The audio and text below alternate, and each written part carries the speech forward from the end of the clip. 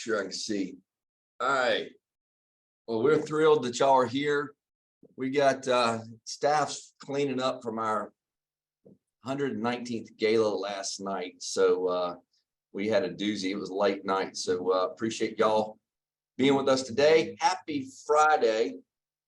World Smile Day, I may add. So put a smile on for the world. And then National Bathtub Day. And nothing sounded more relaxing when I read that today. National Bathtub Day. I actually read about the history of the bathtub for some ungodly reason. But the latest edition of what we see the bathtub came around in 1828. And that's enough of the history of the bathtub. But anyway, little factoids for everybody. So enjoy a relaxing bath as well. All right, a couple of high points this week. Hope everybody saw this.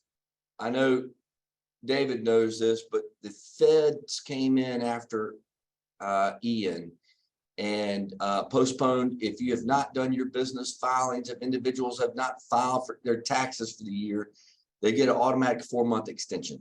So anybody, whether or not you were displaced during Ian or not, because South Carolina is covered in that, everybody gets a 4-month grace period. So those that were looking for filings for October 31st or January 31st gets an extension through February, I believe. Is that right, David? That's correct, through February. Through February. All right. Thank goodness I got mine in. All right, that's good news. Sorry about. It's looking like Georgetown County alone's got $53 million worth of damage done down there. Lots of those calculations will still be going on for a while with the cleanup and the law enforcement getting money recouped from the Fed. So we'll see how that plays out. Also this week, officially, we talked about this before, but officially, all major stuff that's coming through Congress is going to be punted until after the election. So they did that with defense spending bill, which I'm looking closely at to see how what Jackson and McIntyre are able to get out of Congress this year. So it'll be sometime in late November before they start discussing those again. Huge shockwaves yesterday with Ben Sass from Nebraska looking to retire or resign from his Senate seat this year to take over the presidency of University of Florida. Let me tell you why that's significant. He is one of the only a handful of Republicans that voted against Trump. He has had a big bullseye on his back, but he's a fairly independent thinker, and really smart guy. I've been impressed with him, but to see him leave, and it won't be until after the election, and but he's the only name that's being forwarded to the Board of Trustees at the University of Florida. So that'll trigger a domino effect for a lot of things. So more to come later on that one as we see it out. And then Biden this week, this is actually interesting. Biden pardoned 6,500 federal cases of simple possession of marijuana. So he pardoned 6,500 people. That in itself is not a big deal, but what the impact that has on 6,500 people that could actually now apply for jobs they couldn't before, get loans they couldn't get before, renting apartments that had caveats that they want to hire rent to folks that had a record. So a lot of the left are trying to get a lot more than that. They want to decriminalize marijuana altogether. I don't think they got the votes right now for that. But anyway, that was interesting news, and we'll see how that there'll be more to come on that, I'm sure. All right, South Carolina elections heating up. It's funny, we really didn't think we had much of an election this year. There's not much. It's just a spitting match right now between the two governors' races. Airtime's being used and eaten up, but really is not going to change the outcome of that election, I don't believe. County council race came out of nowhere this week. We have one really contested race, that's District 6. between Don Weaver and a guy named Brad Burrows. Appreciated Brad calling me this week. We had actually a very, very long conversation, good, healthy conversation. Thought he's a thoughtful guy. And also we had it, Jason Branham is running for Bill Malinowski's seat. Malinowski has endorsed Jason Branham, and now there's a write-in campaign for Bill Malinowski, and Bill said he will serve if there's a write-in campaign. But he endorsed the opponent.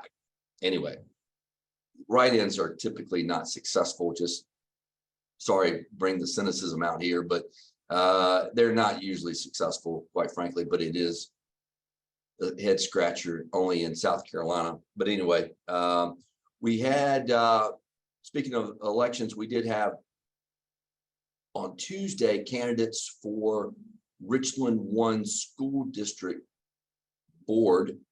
There are 5 people running, 2 are running unopposed, but that are incumbents were Aaron Bishop and Robert Lominack were in attendance, but the 3 challengers were there as well. So I'd encourage y'all to go to our website and look it up. There's a recording of it, but it was healthy conversation, healthy questions. But appreciate all 5 of them coming Tuesday morning for issues. We're going to be doing the same thing out in District 2 on the 18th. We're going to have it at the Senior Center on Park Lane. But Richland 2 is a little different in the sense that they don't have districts. They all run in at-large seats. And there are 12 people running for at-large seats. So that's a lot. So we've actually had to extend, you know, my ADD kicks in. I don't like things really over an hour, but we're going to have to do it a little longer than that just to, because we got so many people. So look out on the 18th. All the candidates for Richland 2 will be in attendance for us in a special meeting with them. While we're on elections, just interesting factoid. In the last year, we've added 165,000 new voters on the rolls this year. And something I've not seen, and quite surprising, majority women. 89,000 new women voters have registered, a lot this summer after the Roe Wade decision, candidly, but 76,000 men have registered. So anyway, we'll see how that over the next couple of years, how that changes the landscape in across South Carolina, but it is just interesting numbers. So thanks to, it was a good article at PNC about that. So thanks to them. All right. Locally, county council met this week. They talked at, they did give an update. We talked about this last week about the short-term rental discussion that's been going on for the last year. They're going to come out with something probably by December, maybe January time frame. They've got to go through some readings, but look for, we'll keep you apprised of that, but that they were discussing that this week at City Hall. And then Ryan Coleman and the City of Columbia Economic Development Office had a big meeting yesterday. They invite all the developers that have live projects in downtown Columbia, but also developers around town that are looking at doing some things. And Brian briefed everybody on the new regulatory scheme that's been pushed by the city and ways that developers, how used to think things used to operate and now how they're operating now, especially the parking, the tap fees and the water transfer fees, all these things that we've all talked about ad nauseum, but ways that if you want to invest, there are opportunities to invest in Columbia. So that's good.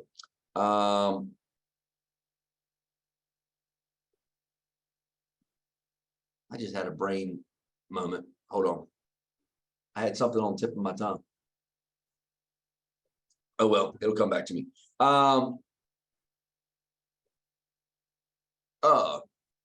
Was thrilled with the news of a couple projects, particularly one that got some coverage this week is the old Richland Fashion Mall. Finally, there's a deal on the table. It's been in the works for a while. But some details came in on the press this week. county, it's in the ball of county council. So Forest Acres has acted, they've done what they needed to do. But it's sitting on the county council's desk to, and I think they made some, before they gave it third reading, they made some amendments to the agreement, clawbacks and that type stuff for the developer. But I really am excited about this. This is a good news for Columbia for a redevelopment of an old, something that needed to be done for a long time. And so that's a great sign of things that are coming if that property is moving. Many of y'all know that's corner of Beltline and Forest Drive. And that's been a mess for a lot of years. So anyway, good to see that. Hey, lots to do this weekend.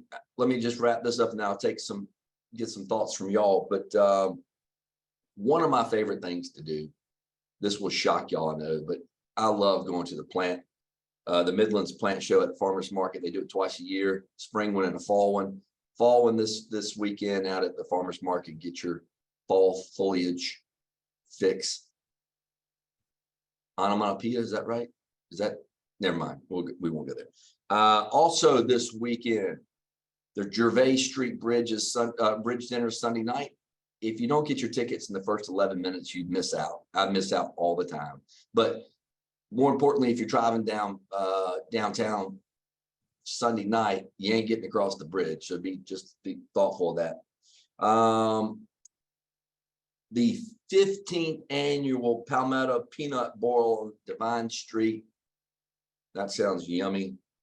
And excited to, I hope to get them on here one day, but Ride Jaunt's coming. They got a final agreement, so they'll be around downtown, but free rides downtown Columbia through Ride Jaunt. They've got these little tiny automobiles and it's free rides, but the drivers work for tips. So that's coming, be on the lookout, but they've been great supporters of us and we're looking forward to being here. All right, I've wrapped up my news for the week, but what do y'all got? What's going on with y'all? Hey, Jennifer, by the way, you're our guest today. I am putting you on the spot. Don't really mean to be rude, but welcome. Tell us a little about your company. Well, thank you guys for having me this morning. Like I said, my name is Jennifer Cunningham. I'm the founder of an organization called Barrier Breakers.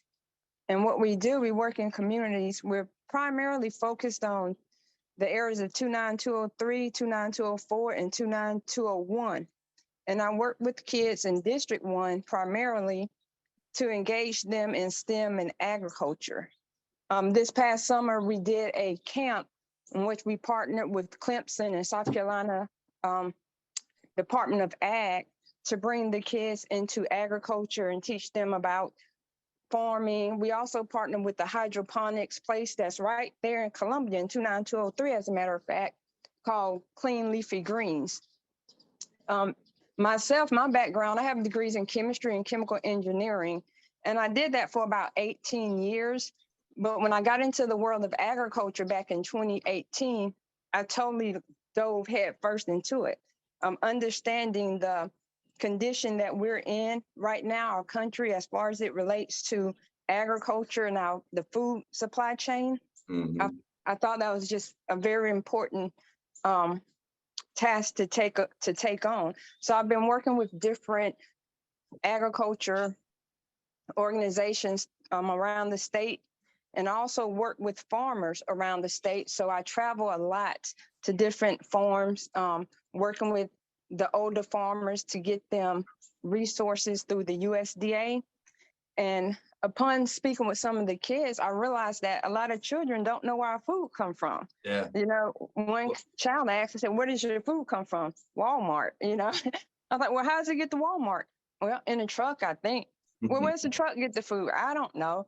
So I just thought it was very important to engage our kids. And with the issues that we face with COVID and our children being behind, I work with kids in 3rd and 4th grade who are not able to write their name. And that's... Hey, Jennifer, I'm cutting you off, but thank you for what you're doing. I think it's great. And we're glad you're here. And we want you to come back anytime on a Friday. We loved it. So thank you very kindly. You're welcome. Thank you. All right. Ted, you got Oktoberfest downtown Divine Street this weekend. Great. Thank you for that heads up. David clarified for me, tax returns are due February 15th. So for those that are slow or want to take advantage of the government's leniency for 4 months, you got it till February 15th. Oh, good. Jennifer, thanks for putting your info in the chat box. We appreciate that. All right. Anybody else? Craig Curry, thanks for being on the front row last night. It was good to see you. Sorry I didn't get a chance to speak. Carl, good morning. This Hey, Dr. Witherspoon. Hey, just want to announce that Richland 1 did receive another magnet school assistance program grant, $15 million over the next 5 years.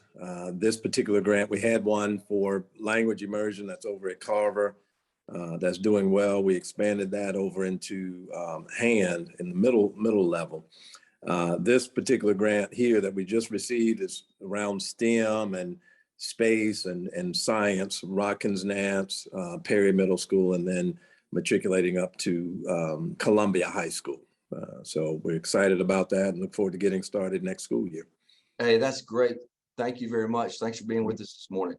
I'm gonna put my friend on the spot too. Mr. Arnold is in another time zone and he is up early. Good morning.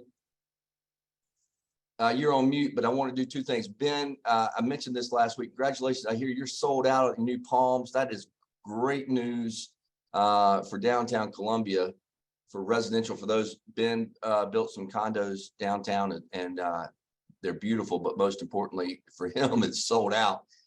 But more importantly and more timely, Ben owns the building that we were in last night for our gala. So thanks so much, Ben. Junction 800 was rocking last night, so we appreciate it very kindly. Glad to hear it. Good morning, everybody. I just woke up 10 minutes ago, so I'm got my first little cup of coffee here, and it's good to see all you guys. And the Palms is actually apartments, but it is leased up at higher rates we projected, so we're very pleased with that. And just wanted to hear what's going on in Columbia. Like, I better get up early and see what you guys are up to.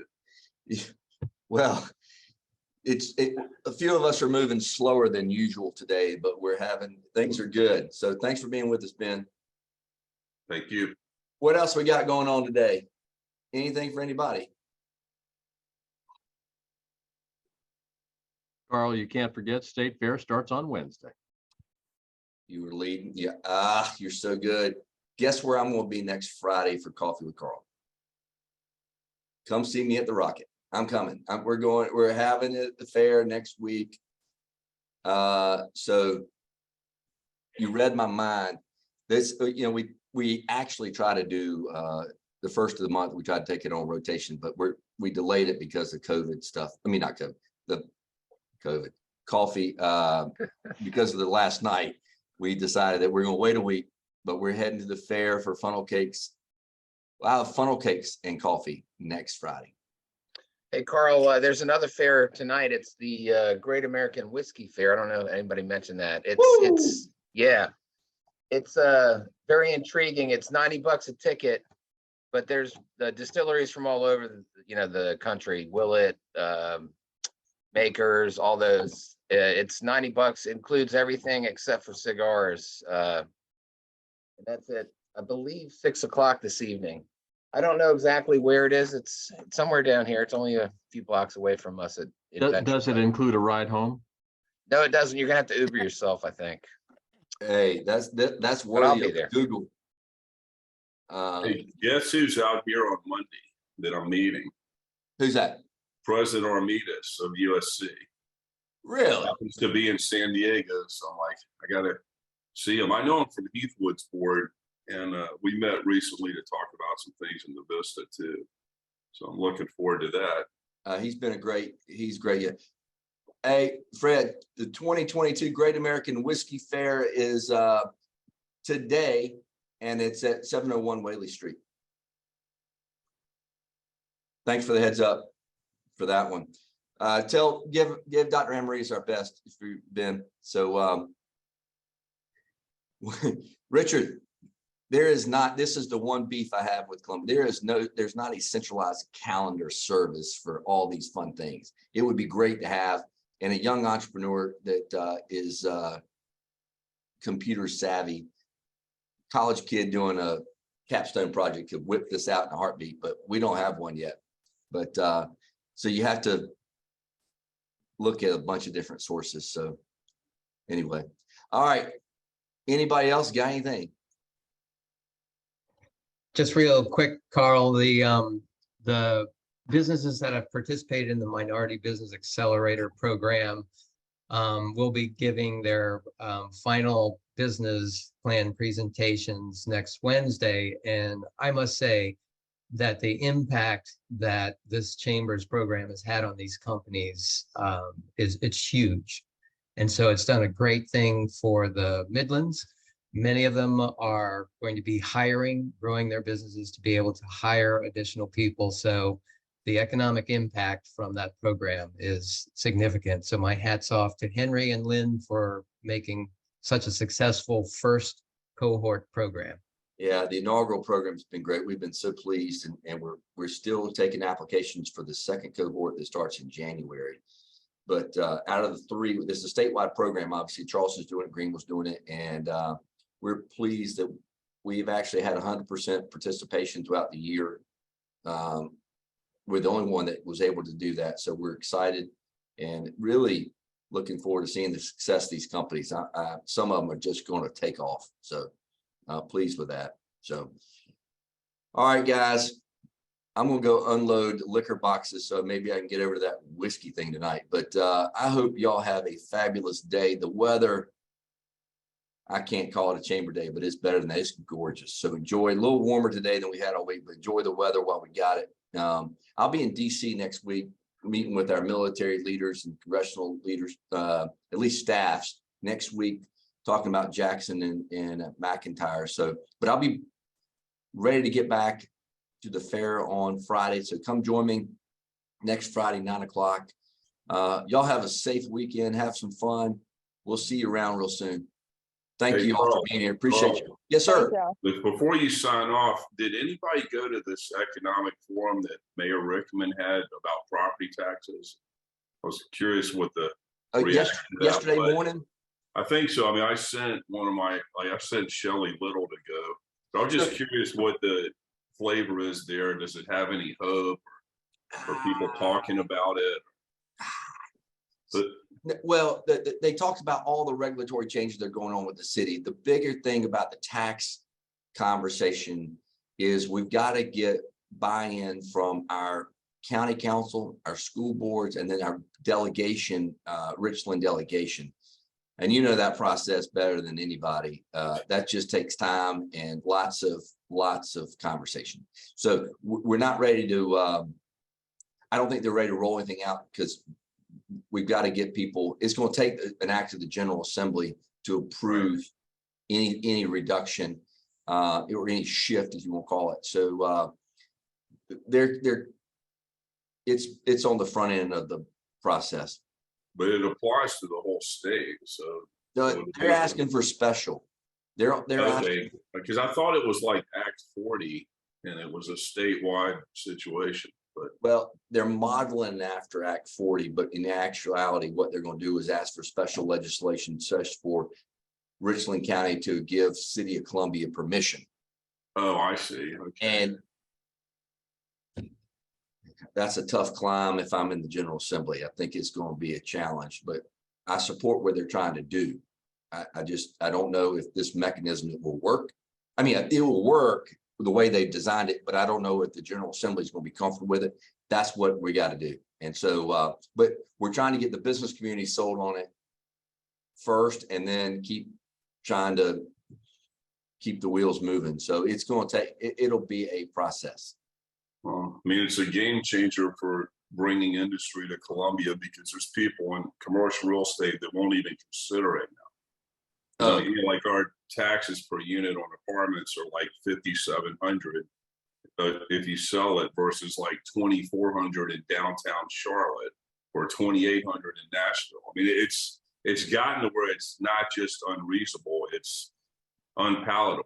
like the Palms would be 12 stories if it wasn't for property taxes. But I couldn't get the numbers for it to build a metal structure like the rest of the Southeast downtown, their downtown. Right. I'm not complaining. I'm just telling you, it is really shutting down. That's why we haven't had as much new construction other than student housing, which was subsidized, Yeah, it's got to happen. Something has to give. And but it's not just on the revenue side. We've got to change some expense side as well in the way we spend across all forms of government. So we'll keep you updated on that, then. It's coming, but it's just going to be a slow walk. I have a feeling. Let me know how I can help. I mean, I had good rapport with those councils. I don't know what happened. It'll come back. It always does. All right. I'm gonna let everybody go. Listen, thanks so much for joining today. Really appreciate y'all. Have a good weekend. Thanks, Ben. See y'all. You too. Take care.